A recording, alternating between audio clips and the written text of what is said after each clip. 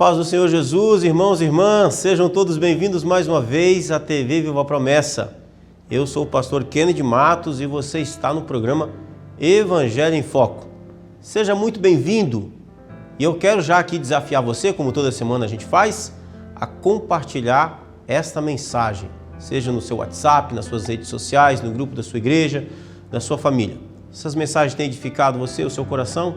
Então manda lá para o pessoal para que outras pessoas também sejam edificadas em nome de Jesus. Meus irmãos, nós estamos em uma jornada pela carta de Paulo aos Romanos e temos aprendido bastante aqui, muito mesmo, com a graça de Deus. Hoje nós vamos continuar no capítulo 9, esse capítulo tão especial, às vezes tão sensível, né? Que fala das profundezas das ações de Deus sobre a nossa vida, sobre a vida do homem, sobre a vida do povo de Israel. Então, o capítulo 9, Paulo trata a respeito do povo de Israel e nós tiramos lições importantes a respeito disso, né? Ele está aqui fazendo um questionamento, está levantando um questionamento que ele sabe que algumas pessoas fariam. Tá, e quanto a Israel, né? Então, nós vimos do versículo 1 ao versículo 5 que Paulo levanta essa questão. Ele fala que tem uma grande tristeza pelo fato do seu próprio povo estar sem Cristo, estarem perdidos sem salvação.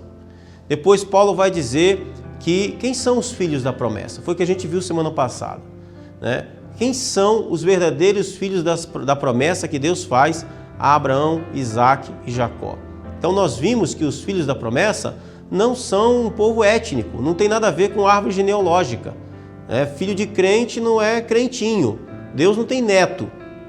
Foi isso que nós vimos na semana passada. Os filhos de Deus, o povo de Deus, o verdadeiro Israel, são aqueles da qual são chamados por Deus, levantados por Deus, criados por Deus, trazidos à existência pela ação sobrenatural, poderosa e única e exclusiva de Deus.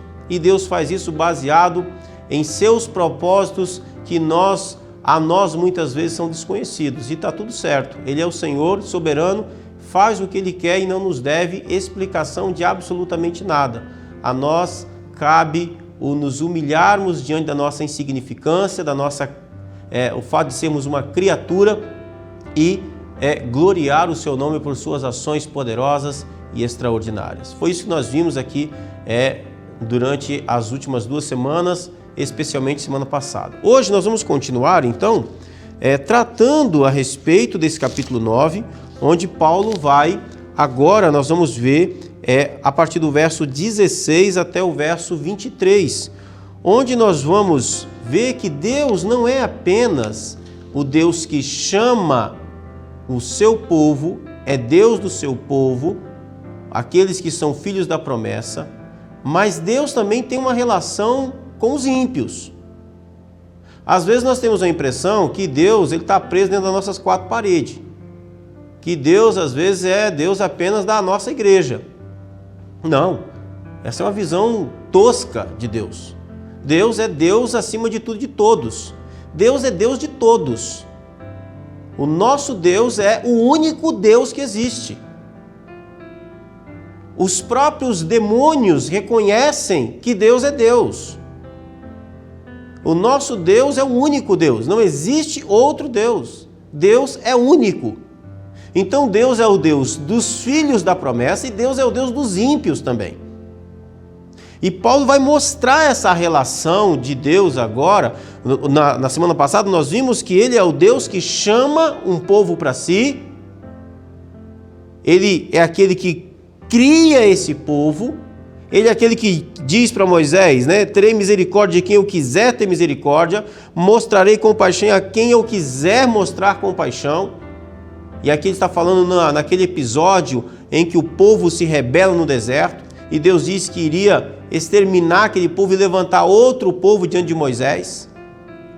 E Moisés meio que quer dar ali uma pressão em Deus, né? Dizendo, ou perdoa o povo ou risca o meu nome no livro da vida. Deus nem sequer deu trela para o que Moisés estava falando. Isso foi misericórdia de Deus. Deus não se deixa pressionar por ninguém. Deus fez exatamente aquilo que disse para Moisés que faria. Aquela geração inteira morreu e Deus levantou outra nação, outro povo, que eram os filhos deles, que entraram na terra. Deus cumpriu sua palavra. Deus não mostrou misericórdia, Deus não teve compaixão daquela geração que saiu do Egito, mas mostrou misericórdia, mas mostrou compaixão à geração seguinte, aos filhos deles. Fora Josué e Caleb, nenhum deles entraram na terra prometida. Ponto. Agora, Deus não é o Deus apenas, isso mostra que Deus não é o Deus apenas do povo eleito. Deus é o Deus do ímpio, Ele é o que controla todas as coisas. Ele se relaciona, Ele lida com o homem perdido também. A Bíblia diz que Deus tudo faz para a sua glória. O ímpio não vive na sua impiedade sem que haja, sem que faça e cumpra a sua impiedade debaixo do domínio de Deus. O reino de Deus, meu irmão, não se estende apenas, não se limita apenas naquilo que diz respeito à sacralidade, à liturgia do culto. Tem um escritor que diz que o homem que bate à porta de um prostíbulo está à procura de Deus. Ou seja, seu coração está querendo encher o seu coração, está enchendo o seu coração de pecado, mas na verdade a necessidade daquele coração é da pessoa de Deus. Todo pecado cometido é um pecado cometido diante da presença de Deus. O reino de Deus se estende em todos os lugares, em todos os tempos. A sua lei vale para todos os homens. E agora, então, no verso 16 ao verso 23, Paulo vai demonstrar que Deus é o Deus também que domina sobre esse mundo caído de homens perdidos que o desprezam.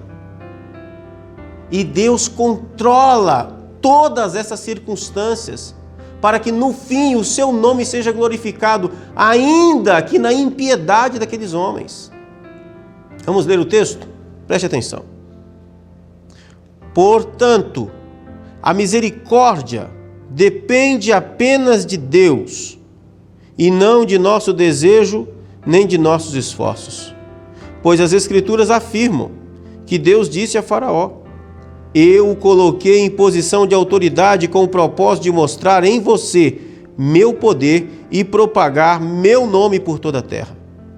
Como podem ver, ele escolhe ter misericórdia de alguns e endurece o coração de outros. Mas algum de vocês dirá: então por que Deus os culpa? Não estão apenas cumprindo a vontade dele? Ora, quem é você, mero ser humano, para discutir com Deus? Acaso o objeto criado pode dizer àquele que o criou: por que você me fez assim? O oleiro não tem direito de usar o mesmo barro para fazer um vaso para uso especial e outro para uso comum? Da mesma forma, Deus tem o direito de mostrar sua ira e seu poder, suportando com muita paciência aqueles que são objeto de sua ira, preparados para a destruição. Ele age desse modo para que as riquezas de sua glória brilhem com esplendor ainda maior sobre aqueles dos quais ele tem misericórdia, aqueles que ele preparou previamente para a sua glória. Então Paulo está dizendo aqui dessa relação de Deus. Então ele vai começar dizendo que Deus é a misericórdia de Deus. O que é a misericórdia de Deus? O ato bondoso, exclusivo de Deus. A inclinação, misericórdia, o inclinar-se de Deus em favor de alguém depende apenas de Deus. É interessante que Paulo usa a palavra misericórdia, porque a palavra misericórdia tem esse sentido de inclinar-se em favor. Ou seja, o mover-se de Deus em prol. Por que Deus se move? Por que Deus se inclina em prol de alguém? É por causa do desejo desse alguém? É por causa do esforço desse alguém? Paulo vai dizer não. O que é que dobra a espinha dorsal de Deus em favor de? Paulo vai dizer, não é o desejo e não é o esforço de alguém. Senão não seria misericórdia. Senão a palavra misericórdia não encaixa. A palavra misericórdia só faz sentido por causa disso. Porque é uma ação poderosa, exclusiva, cheia de graça, do inclinar-se de Deus em favor de. Isso deveria fazer a gente vibrar. Isso aqui, irmãos, é assim mesmo. O Evangelho, ele tem a total intenção de nos humilhar. Por quê? Porque a glória só pode pertencer àquele da quem ela é de direito e fato. Então, é uma ação exclusiva da ação de Deus. Isso deveria fazer a gente se gloriar no Senhor. E entender quanto foi rico aquilo que nós recebemos. O quanto é precioso, o quanto é extraordinário. Isso deveria chocar o nosso coração, o fato ao vermos uma pessoa perdida, condenada em seus delitos e pecados. Então, assim, nos gloriar, olha, que graça extraordinária. Não foi uma ação minha, não há nada em mim que Deus olhou e diz, olha, há esse motivo. Não há nada. Não depende de quem quer nem de quem corre, numa versão tradicional, mas de Deus usar da sua misericórdia. Vamos continuar. Aí ele vai dizer, pois a Escritura afirma que Deus disse ao faraó, eu coloquei em posição de autoridade com o propósito de mostrar em você o meu poder e propagar o meu nome por toda a terra. Como podem ver, continua o texto, ele escolhe ter misericórdia de algum e endurece o coração de outro. Agora Paulo mudou. Agora ele vai falar do ímpio. Ele vai falar dos homens da qual Deus não se inclinou para ter misericórdia. Porque a gente fica pensando, ora, por que Deus se inclina para uns e não se inclina para outros? Não sei. Você sabe? Eu sei o que ele disse. Eu sei o porquê não. Eu sei quais não são os motivos. Eu não sei porque ele se inclinou para mim. Eu não sei porque teve misericórdia de mim. E não teve misericórdia dos meus amigos. Não sei. Eu sei que eu não fiz nada para que ele se inclinasse ao meu favor. Isso eu sei. Mas o porquê não faço ideia. O que o moveu? Não sei. Ele não se move em direção a Faraó, mas olha como é que ele lida com o Faraó. Ele diz a Faraó, eu levantei você, eu coloquei você em posição de autoridade, com o propósito de mostrar em você o meu poder e propagar o meu nome por toda a terra. Faraó, eu não mostrarei misericórdia a você. É isso que Deus estaria dizendo, né? De uma forma um pouco mais direta. Não mostro misericórdia a você, mas em você eu vou levantar você. O que Deus está dizendo aqui é que Deus havia colocado Faraó, aquele Faraó, naquela posição de poder, naquela circunstância ali no Egito, para revelar naquele homem, não a sua misericórdia, mas o seu poder. Revelar em Faraó a sua ira. Deus quis fazer isso. Então ele levanta Faraó, coloca Faraó, faz Faraó ser Faraó daquela grande nação naquele tempo. E o texto vai dizer que ele endurece o coração de Faraó. É claro que Faraó, por ser quem é, por ser um homem mau, perdido, já tem o seu coração duro. Já tem o seu coração endurecido para Deus, naturalmente. Então o que Deus faz é dar vazão a essa dureza do coração de Faraó. Deus endurece um coração já endurecido. Lembra dessa experiência? Deus manda Moisés e Arão falar com o faraó, vai lá e fala com o faraó, se ele não libertar o povo, eu vou enviar a praga. Mas Moisés, se atente a uma coisa, eu endurecerei o coração dele para que não deixe ir. Olha isso. Mas por que esse negócio? É a pergunta que Paulo vai dizer aqui, mas alguns de vocês dirão, então por que Deus culpa o faraó? Se Deus endurece o coração dele, ora, então por que Deus o culpa? Não é esquisito esse negócio? Paulo faz essas perguntas. Eles não estão apenas cumprindo a vontade de Deus? Assim, Paulo vai lidar com essa questão um pouquinho antes, né? Lá no capítulo 3, se não me falha a memória, no início do capítulo 3, Paulo lida com isso aqui. Esse é um argumento de alguém que não entendeu. É alguém que está usando o pecado como uma justificativa de glória para Deus. Se o meu pecado traz glória para Deus, então quando eu peco, eu estou fazendo a vontade de Deus. Então, não seria bom isso? É um pensamento absolutamente estranho, absurdo. Mas o argumento aqui é esse, olha.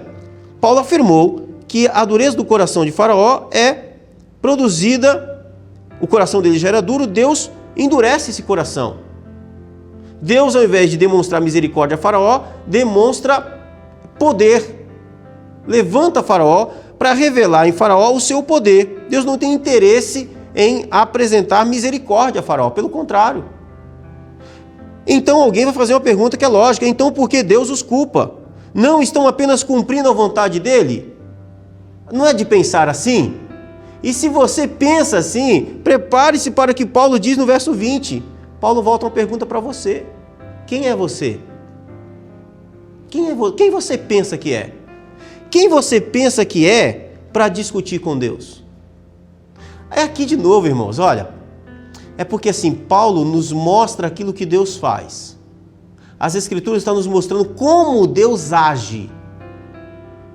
Uma coisa é a Escritura mostrar como Deus age. Outra coisa é nós questionarmos a ação de Deus. O que nós precisamos entender? Que Deus é justo, sempre em suas ações. Esse é o texto que é difícil da gente lidar com ele. Não é um texto fácil. Não é um texto simples.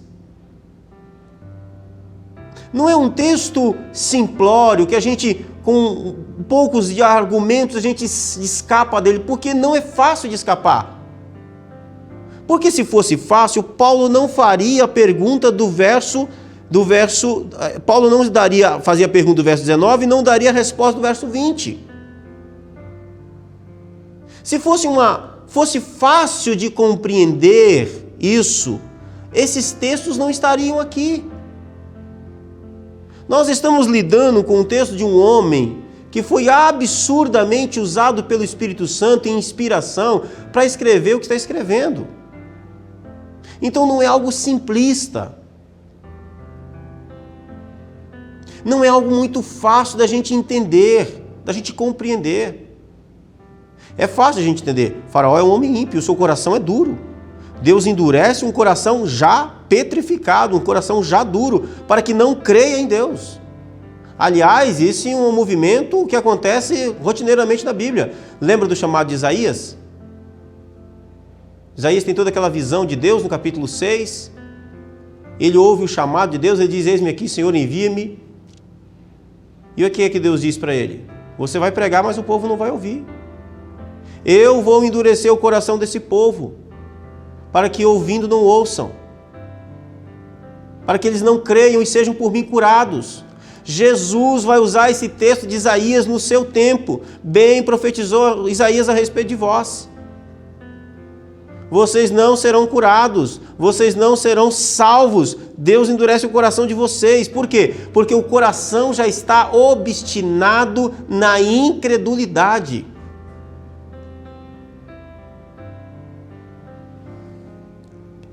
Mas é assim que Deus lida com a impiedade dos homens. Aos filhos da promessa, Ele demonstra misericórdia, inclinando-se a eles, os chamando poderosamente, os salvando poderosamente. E quanto àqueles que não são filhos da promessa?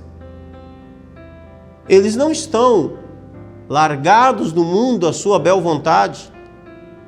Deus opera sobre eles. Usa a sua incredulidade, o seu coração endurecido, para os propósitos dele, para manifestar neles o seu poder. É isso que o texto diz. Então a pergunta do verso 19. Então, por que Deus os culpa?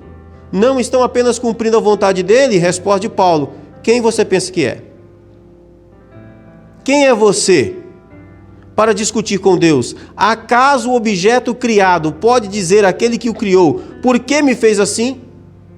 Aí Paulo vai dar um exemplo aqui que todo mundo conhecia, né? O oleiro não tem o direito de usar o mesmo barro para fazer um vaso para uso especial e outro para uso comum? Aí ele levanta aqui o exemplo do oleiro e fala do direito do oleiro de fazer vaso para aquilo que ele quer. Ele fala do direito daquele que produz. Aí vai dizer no verso 22, da mesma forma, Deus tem o direito de mostrar sua ira e seu poder, presta atenção nisso, suportando com muita paciência aqueles que são objetos de sua ira, preparados para a destruição.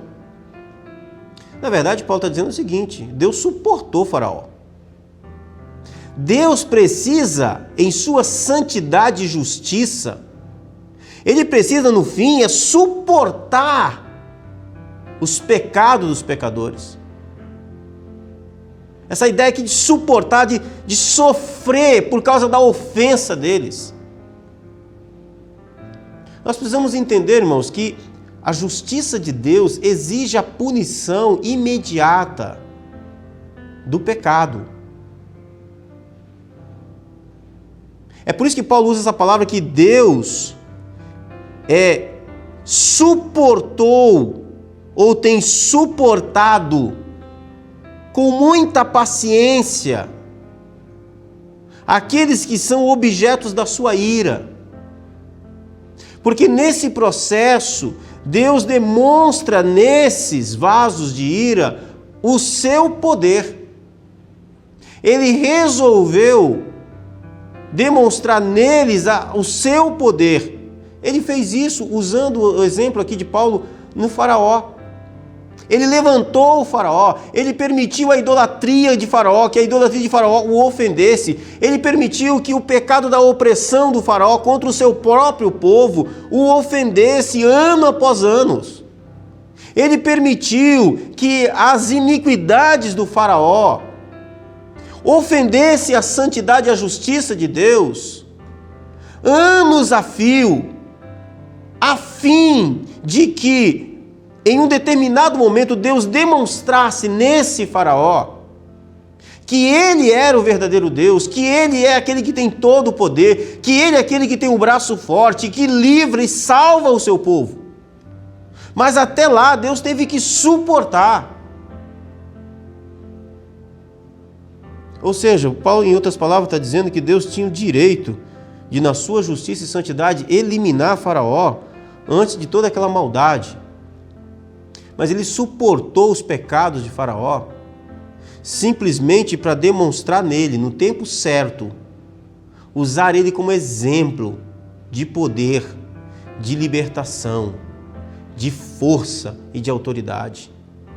A Bíblia vai dizer no Antigo Testamento que todos os povos da terra depois souberam daquilo que Deus havia feito no Egito. A Bíblia vai dizer que quando o povo de Israel chega finalmente na terra de Canaã, os povos se apavoravam quando ouviam que Israel marchava em sua direção, por causa que eles já tinham ouvido falar das grandezas do Deus de Israel. Olha isso. Algumas nações foram conquistadas sem resistência, por causa daquilo que eles ouviam falar, daquilo que o Deus de Israel tinha feito aos egípcios.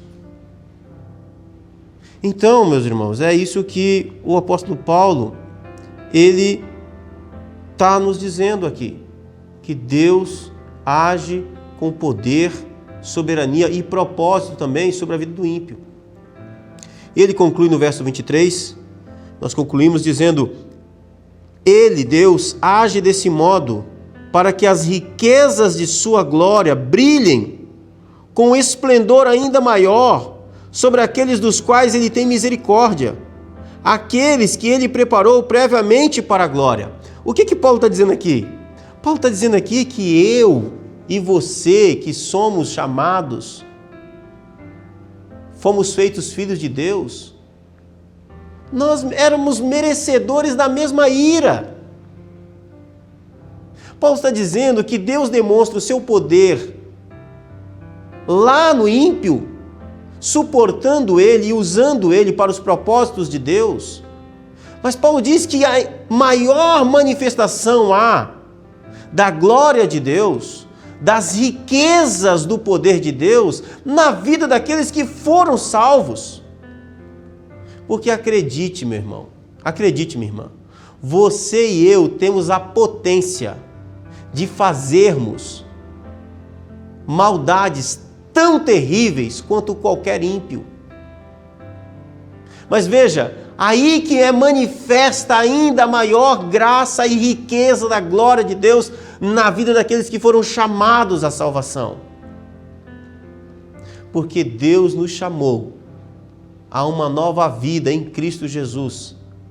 Deus nos salvou de uma vida assim, onde nós seríamos objetos da ira de Deus, alvos da ira de Deus. Fomos chamados para ser alvos da sua graça. Nós tínhamos todas as condições, esse é o ponto. Nós tínhamos todos os méritos, nós tínhamos todas as ações. Deus também teve que suportar todo o nosso pecado. E é nisso que é demonstrada a riqueza da sua glória, pelo fato de que fomos alcançados e não alvos da sua ira. Por quê? Por quê? Baseado em quê? Deixa eu dizer uma palavra para você, pequena, mas extremamente poderosa. Graça. Graça a gente não consegue explicar. Você consegue explicar graça? A graça não se explica. Como diz uma música, a graça não se explica, graça se aceita, se recebe. Graça, graça. Eu não sei, mas é isso. Vamos orar? Pai Santo e Deus de amor, honras e glória seja dada a Ti, ó Deus, pois verdadeiramente governa sobre tudo e todos. Governa sobre o Teu povo. Governa sobre aquele que o Senhor chamou e os adotou como filhos na sua família. Mas governa sobre os maus. Eles não podem mover um músculo sem que seja debaixo do seu domínio ou fora do seu domínio. O Senhor governa sobre os homens maus dessa terra. O Senhor os tolera. O Senhor os suporta. Porque o Senhor decidiu em seus propósitos de soberania e grandeza, que eles são secretos, que eles estão ocultos a nós. O Senhor decidiu manifestar neles seu poder na hora certa, mas decidiu manifestar ainda muito maior riqueza de poder e glória em nós, que éramos tão maus quanto eles, mas decidiu nos alcançar para o louvor do Teu nome. Toda honra e toda glória seja dada a Ti, ó Deus, pelos séculos dos séculos. Amém e amém. Querido irmão, irmã, quero desafiar você a fazer parte desse projeto de evangelismo. Por favor, seja um amigo da missão. Faça parte desse projeto. Temos aqui as informações, estão todas na tela para que você possa nos ajudar nesse sentido. Também quero incentivar você a, mais uma vez, se inscrever no canal, a compartilhar essa mensagem, deixar nos comentários aqui de onde você está nos assistindo. É sempre muito importante. Deus abençoe a sua vida e o seu coração. Um forte abraço e até semana que vem, se Deus quiser, em nome de Jesus.